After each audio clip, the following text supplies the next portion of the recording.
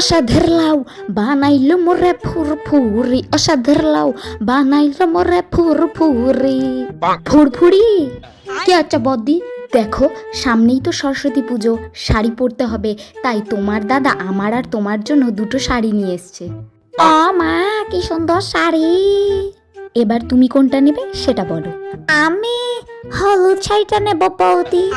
আচ্ছা নাও। শাড়িটা তো খুব সুন্দর। আমি জানতাম ফুরফুরি হলুদ শাড়িটাই নেবে। এবার আমার প্ল্যানটা কাজে লাগাতে হবে। এটা পরে তো আমি আরো বিউটিফুল হয়ে যাব। ভালোই হলো তুমি ওটা নিলে। ভালো হয়েছে মানেটা কি বৌদি? আমার হলুদ শাড়িটা একদম ভাল লাগছিল না, কি মেরে বাবা। তার মানে এটা ভালো না? এটা পরলে তো আমাকে নীল পরি লাগবে গো। বৌদি আমি এটা নেব না, আমি ব্লু শাড়িটা নেব।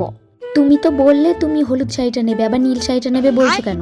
না আমি এটা নেব না, আমার যেটা ইচ্ছা হবে আমি সেটা নেব, আমাকে ব্লু শাড়িটা দাও।